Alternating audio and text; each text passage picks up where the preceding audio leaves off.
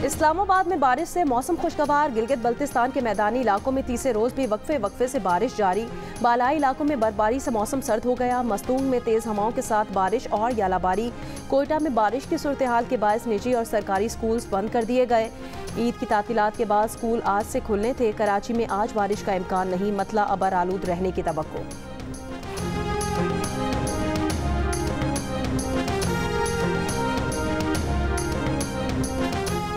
ईरानी हमले Israeli airbase को नुकसान पहुंचाने में कामयाब। 5 ईरानी मिसाइलों से नेवाटिम एयरबेस के 3 रनवेज को नुकसान हुआ। नेवाटिम एयरबेस इसराइल का सबसे बड़ा फौजी अड्डा है। इसराइल ने नुकसान पहुंचने का एतराफ़ कर लिया, तस्वीर और वीडियोस जारी कर दी। अमरीकी हुकाम के मुताबिक तल अबीब में F-35 एयरबेस नेवाटिम पर ईरान के 5 मिसाइल लगे। हमले में C-130 जहाज़ को नुकसान पहुंचा। ईरानी हुकाम का कहना है इसराइल के इस अड्डे को निशाना बनाया जहां से दमिश्क के ईरानी सफारत खाने पर हमला किया गया था। अमरीकी सेंट्रल कमांड ने कहा अमरीकी फ़ौज ने इसराइल पर हमले के लिए भेजे गए 80 से ज़ायद ड्रोन्स और 6 बैलिस्टिक मिसाइल्स तबाह किए। मिसाइल और ड्रोन ईरान और यमन से भेजे गए थे।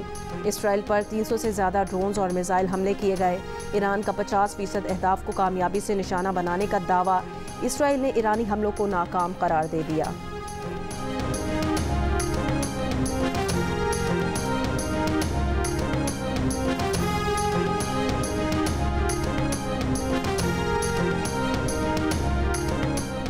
ईरान ने अमेरिका, बरतानिया और फ्रांस का रवैया मुनाफिकाना करार दे दिया। अक़वाम मुत्तहिदा में ईरान के सफ़ीर अमीर सईद एरवानी ने कहा कि तीनों मुल्क कई माह से इसराइल को न सिर्फ गजा के कत्लेआम की जिम्मेदारी से बचा रहे हैं बल्कि फ़लस्तीनी अवाम की नस्लकुशी को भी जायज़ करार दे रहे हैं। ईरान ने इसराइली जारियत के जवाब में ऑपरेशन अपने दिफा के हक में किया। खबरदार किया कि अगर अमेरिका ने ईरान के खिलाफ फौजी कार्रवाई शुरू की तो ईरान रद्द अमल का हक इस्तेमाल करेगा।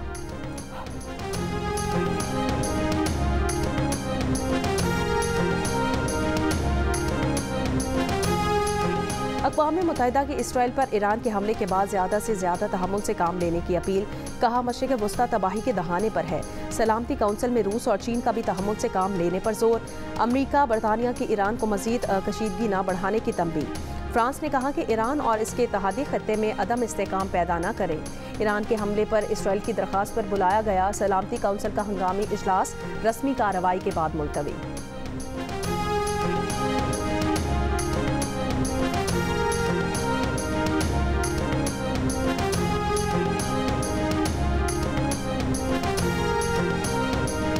इसराइली जंगी काबीना का ईरान के खिलाफ इंतकामी कार्रवाई के हक में इत्तफाक। कार्रवाई के वक्त और इसकी शिद्दत पर इत्तफाक न हो सका।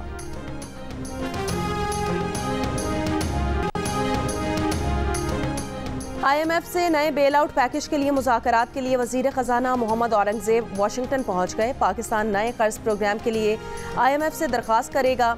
वज़ीर ख़ज़ाना मोहम्मद औरंगज़ेब वाशिंगटन में MD IMF से मुलाकात का इम्कान। मौशी टीम के अरकान IMF और आलमी बैंक के सालाना इजलास में भी शिरकत करेंगे। मौशी टीम की IMF के अलावा वर्ल्ड बैंक, दीगर इदारों के हुकाम से मुलाकातें भी मुतवक्की हैं।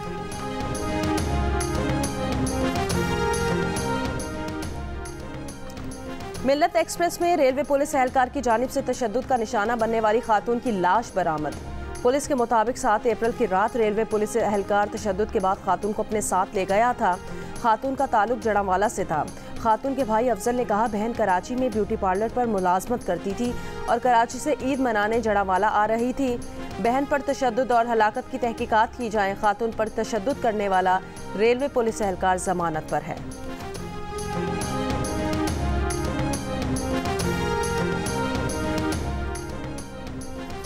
आज भी कुछ ऐसे सियासतदान हैं जो PNA पार्ट 2 लाना चाहते हैं। बिलावल भुट्टो जरदारी का जुल्फिकार अली भुट्टो की बरसी के जलसे से खिताब। तमाम सियासी जमातों को मिसाके मुफाहमत की दावत भी दे दी। कहा गालम गलोच की सियासत से मुल्क को नुकसान होगा। सियासतदानों को चाहिए कि मिलकर अवाम को परेशानी से निकालें।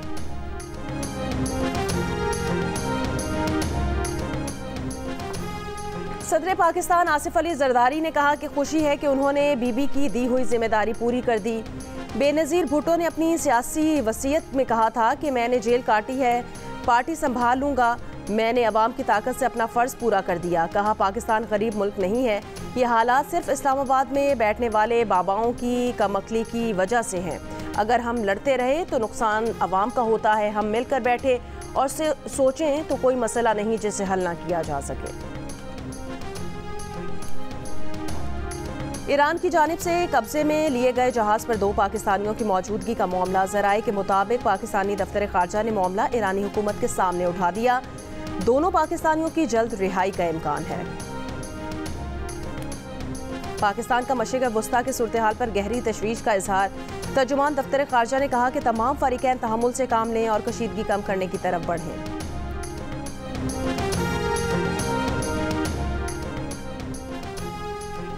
बरतानिया, फ्रांस और जर्मनी के सुफरा की ईरानी दफ्तर खारजा तलबी।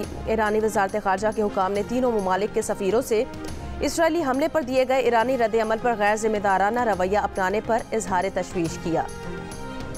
तीनों सफ़ीरों से इस पर जवाब तलब किया गया। बरतानिया का लंदन में ईरानी सिफारत खाने के नाज़िमुल उमूर को तलब करके एहतजाज। नेटो की इसराइल पर ईरान के हमले की मजम्मत, तहम्मुल का मुजाहरा करने पर जोर। यूरोपीय यूनियन ने इसराइल ईरान कशीदगी पर तबादला ख्याल के लिए वज़ीर खारजा का हंगामी इजलास मंगल को तलब कर लिया। G7 ममालिक की ईरानी हमले की मजम्मत, फरीकैन से तहम्मुल का मुजाहरा करने का मुतालबा। सूरत हाल पर रूस का इजहार तशवीश। कहा, 12 खबरदार कर चुके हैं, खित्ते के गैर हल शुदा तनाज़ात कशीदगी में इजाफे का पेश ख़ैमा साबित होंगे।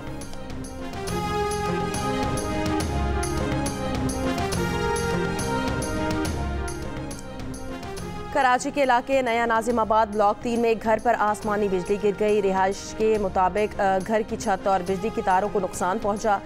खुशकिस्मती से आसमानी बिजली गिरने से जानी नुकसान नहीं हुआ। हफ्ते के रोज़ पंजाब और बलूचिस्तान के मुख्तलिफ वाक़यात में आसमानी बिजली गिरने से 25 अफराद जाँ भाग हुए थे। उधर PDMA बलूचिस्तान ने शहरियों को हिदायत की है कि गरज चमक के दौरान दरख्तों के नीचे पनाह लेने और बैठने से गुरेज करें। खुले आसमान तले mobile phone, game, landline phone, computer, laptop का इस्तेमाल ना करें। रोटी लेने आए हैं, अभी तो हमें 20 रुपए की मिल रही है सादी रोटी, और खमीरी 30 रुपए की मिल रही है। अभी रोटी 20 रुपए की मिल रही है। मरियम ने आज ट्वीट किया है कि 16 रुपए की रोटी मिलेगी। अभी तक कोई इसके एक्शन नहीं हो गई कि इसको सस्ता किया जाए। 20 रुपए की रोटी बेच रहे हैं, जब हमें आटा सस्ता मिलेगा हम भी 16 रुपए की कर देंगे। इससे बेहतर ये कि ये 10 रुपए की होनी चाहिए। गरीब, कम से कम जो गरीब तबका है ना, वो 3 टाइम की रोटी खा सके। होटल वाले ये इन्होंने अमल नहीं करना इसके ऊपर, और कोशिश करे गवर्नमेंट के जितना भी हो सके अमल कराए, और फिर रोटी 16 की हो तो ज़्यादा बेहतर है।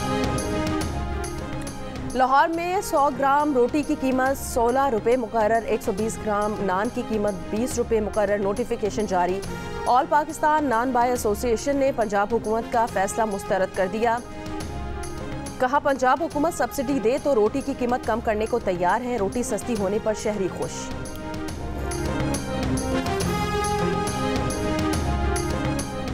गजा में इसराइली फौज के हमले जारी। मजीद 40 से ज़ायद फ़लस्तीनी शहीद। बेघर फ़लस्तीनियों की जनूबी गजा से शिमाली गजा वापस जाने की कोशिश। इसराइली फौज की बेघर फ़लस्तीनियों के काफिले पर शैलिंग और फायरिंग। मुतादिद फ़लस्तीनी ज़ख्मी। मकबूजा मगरबी किनारे में इंतहा पसंद यहूदी आबादकारों के हमले। एक फ़लस्तीनी शहीद, 19 ज़ख्मी। हमास का गजा जंगबंदी के लिए इसराइली फौज के इनखला की तहरीरी यकीन दहानी का मुतालबा। मिस्र, कतर की सालसी में गजा में 6 हफ्तों की जंगबंदी और 40 यरगमालियों के बदले 900 फ़लस्तीनी कैदियों की रिहाई की तजावीज़ दी गई हैं।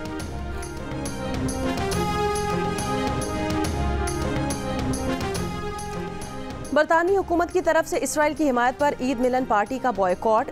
10 डाउनिंग स्ट्रीट में होने वाली ईद मिलन तकरीब तनाज़े का शिकार हो गई।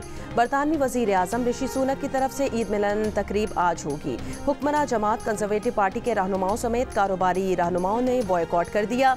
बरतानवी मीडिया के मुताबिक सईदा वारसी समेत 2 दीगर टोरी अरकान पार्लियामेंट ईद मिलन पार्टी के बॉयकॉट का इरादा रखते हैं।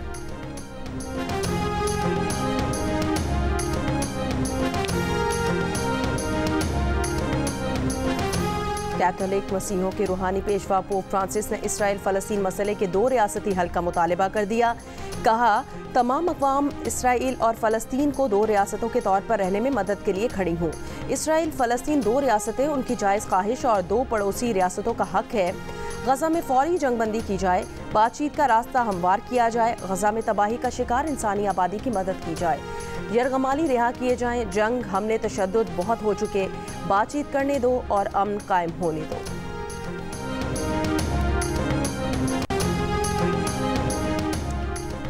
16 साल पहले इस्लामाबाद से अगवा होने वाली खातून टोबा टेक सिंह से बाजियाब अगवाकार ने खातून को मौमर शख्स को फ़रोग कर दिया था। मौमर शख्स ने खातून से शादी कर ली थी। अगवा के वक्त आसिया की उम्र 13 साल थी। ताल्लुक आज़ाद कश्मीर के इलाके चकोटी से है। खातून ने अपनी बाजियाबी के लिए वीडियो जारी की थी। वायरल वीडियो देखने के बाद अहले खाना ने पुलिस से राब्ता किया। पाकिस्तान और न्यूजीलैंड के दरमियान होने वाली T20 सीरीज जियो सुपर पर बराह रास्त दिखाई जाएगी। 18 अप्रैल से शुरू होने वाली सीरीज के मैचेस शायकीन बराह रास्त जियो सुपर पर देख सकेंगे।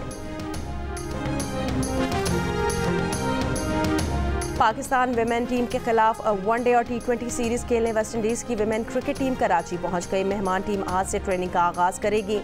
पहला वनडे 18 अप्रैल को कराची में खेला जाएगा। और जस्टिस इश्तियाक इब्राहिम आज कायम मकाम chief justice Peshawar high court का हलफ उठाएंगे। हाई कोर्ट के सीनियर जज जस्टिस एजाज अनवर कायम मकाम चीफ जस्टिस से हलफ लेंगे। साबिक चीफ जस्टिस मोहम्मद इब्राहिम खान गुज़श्ता रोज़ रिटायर्ड हो गए थे।